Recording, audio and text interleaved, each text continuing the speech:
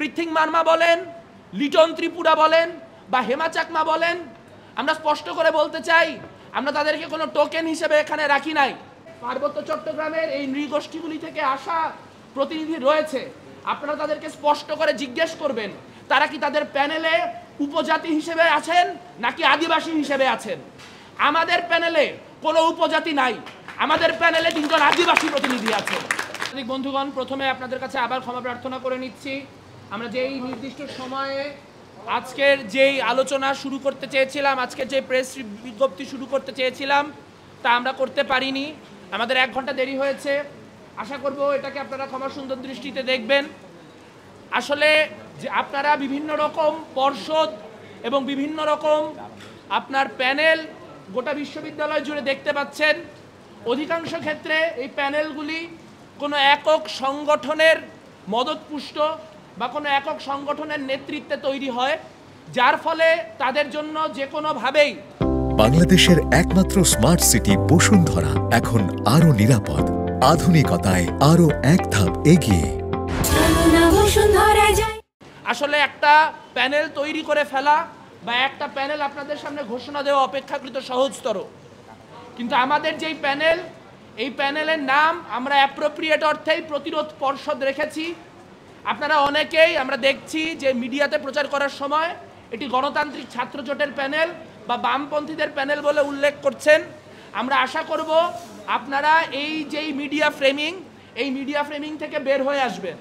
তার কারণ আপনাদের সামনে যে নামগুলি উচ্চারিত হলো, আপনারা যদি এই নামগুলি বিশ্লেষণ করে দেখেন তাহলে দেখবেন এর প্রায় অর্ধেকের কাছাকাছি মানুষ কোনো ছাত্র সংগঠনের সাথে সরাসরি যুক্ত নন, বরং তারা তাদের নিজ নিজ জায়গা থেকে তাদের যেই প্রতিরোধ, তাদের যেই কর্মকাণ্ড, সেই কর্মকাণ্ড জারি রেখেছেন। আমরা খুবই আনন্দিত, আপ্লুত যে আমরা এইখানে বাংলাদেশের যে বিভিন্ন রকম পরিচয়ের আইডেন্টিটির মানুষ, তাদেরকে সমন্বিতভাবে এখানে এই প্যানেলটি নির্মাণ করতে পেরেছি। এখানে যে নারী উপস্থিতি আপনারা দেখছেন, সেই নারী উপস্থিতি কোনো টোকেনিস্টিক নারী উপস্থিতি নয়। আমরা আন্দোলনের সংগ্রামে নারী ও পুরুষকে ইকুয়াল স্টেক হোল্ডার মনে করি দেখেই এই যে নারীরা, সেই নারীদেরকে আমরা আজ এখানে আমাদের পর্ষদে পেয়েছি এবং তারা কেউ কারো টোকেন হিসেবে এই পর্ষদের অংশ হননি। তারা প্রত্যেকে তাদের নিজ নিজ এজেন্সিতে, তাদের নিজ নিজ বিবেচনার অনুযায়ী এমন একটি পর্ষদ গঠন করতে আমাদেরকে সাহায্য করেছেন, যেই পর্ষদটি প্রকৃতপক্ষেই এই ক্যাম্পাসে যে লিঙ্গ বৈষম্য, এই ক্যাম্পাসে যে নারীদের উপর নিপীড়ন, তার বিরুদ্ধে বলিষ্ঠ ভূমিকা রাখতে সক্ষম। আমরা দেখতে পেয়েছি আমাদের এই পর্ষদে পার্বত্য চট্টগ্রাম থেকে আসা 2 জন অত্যন্ত গুরুত্বপূর্ণ আদিবাসী মুখ। আমরা দেখতে পাচ্ছি আমাদের সাথে আছেন, সদস্যপদে নির্বাচন করছেন হেমা চাকমা, আমাদের সঙ্গে সদস্যপদে নির্বাচন করবেন পৃথিং মার্মা। আপনারা জানেন যে এখন যেহেতু নির্বাচনের সময়, সাধারণত যারা আদিবাসীদের উপজাতি বলে পরিহাস করেন তাদেরও 4টা ভোট টানার জন্য পার্বত্য চট্টগ্রামের যে অধিবাসী তাদেরকে অন্তর্ভুক্ত করতে হচ্ছে।